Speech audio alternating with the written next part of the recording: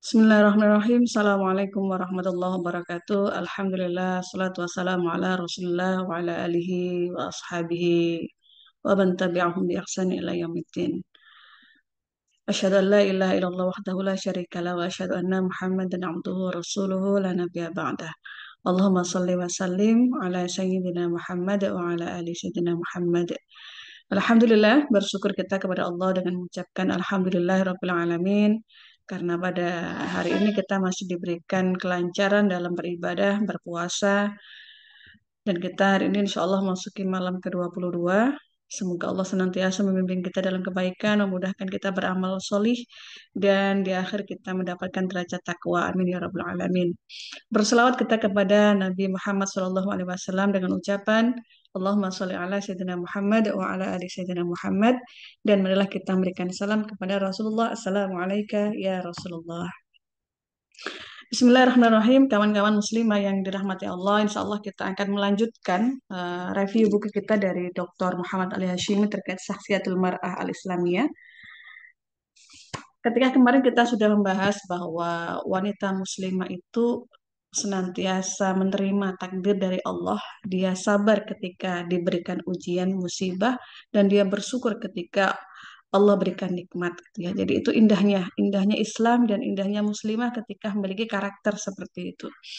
Dan hari ini kita akan membahas bahwa seorang muslimah itu selalu bertobat kepada Allah Subhanahu wa taala. Nah, Masya Allah ya, nah, kita tahu bahwa al-insan, manusia itu mahal khota' wa nisyan. Tempatnya salah dan tempatnya lupa begitu.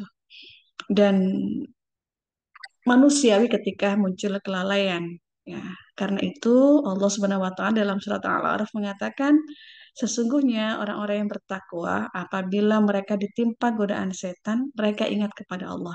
Dan seketika itu juga mereka melihat kesalahan-kesalahannya. Jadi Masya Allah gitu ya, Islam itu memang sangat-sangat tahu dengan kondisi kita sebagai seorang manusia. Nah artinya ketika kita sudah paham, kita tergelincir dalam kesalahan, kita kelalaian, maka bersegeralah untuk mengingat kepada Allah, bertaubat kepada Allah, minta ampun kepada Allah. Mengiringi setiap kejelekan dengan kebaikan. Sebagaimana dalam sebuah hadis dalam An-Nawawi, ittaqillaha haitsuma kunta fa'adbi is-sayyi'atal hasanata tamhuha wa khaliqin nas bi khuluqin hasan. Jadi bertakwalah kamu kepada Allah di mana saja kamu berada dan ikutilah hal buruk yang sudah kamu lakukan dengan hal yang baik. Insya Allah akan menghapus kesalahanmu. Jadi Masya Allah itu indahnya Islam ya teman-teman, dan Allah Subhanahu Wa Taala sangat tahu dengan kondisi kita. Itu yang pertama yang kita bahas terkait dengan selalu bertobat kepada Allah. Dan yang kedua yang kita bahas di sini adalah bahwa wanita muslimah itu bertanggung jawab atas anggota keluarganya. Nah, di sini dikatakan tanggung jawab wanita muslimah atas anggota keluarganya di hadapan Allah tidak lebih ringan dari tanggung jawab laki-laki. Bahkan bisa jadi ia memiliki tanggung jawab lebih besar karena ia mengetahui hal-hal tersembunyi dalam kehidupan anak-anak yang hidup bersamanya dalam kurun waktu yang panjang.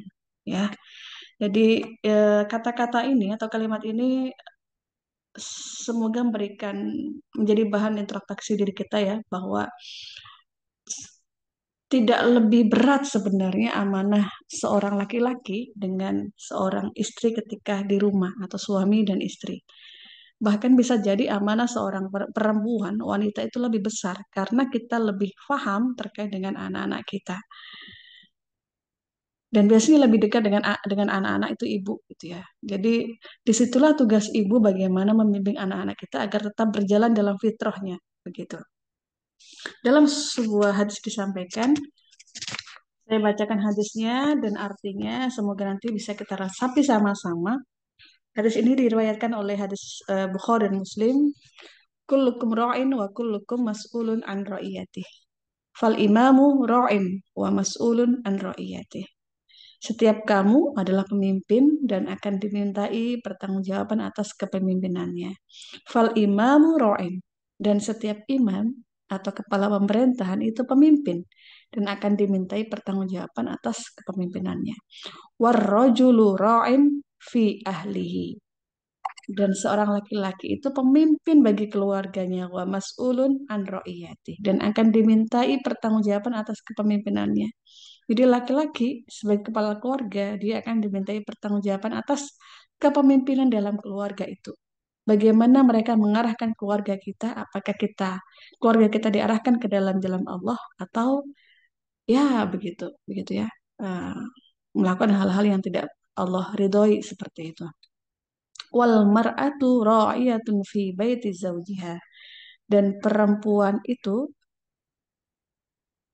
memimpin atas rumah ya, rumah suaminya.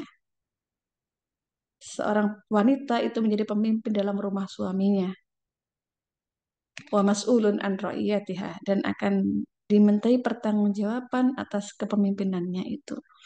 Dan jangan disangka tugas perempuan lebih ringan, tidak. Karena seperti yang saya sampaikan tadi, seorang ibu biasanya lebih dekat dengan anak-anak. Jadi kita memiliki tanggung jawab yang besar dalam mendidik anak, mengarahkan anak kita agar senantiasa berada dalam rambu-rambu yang Allah ridhoi.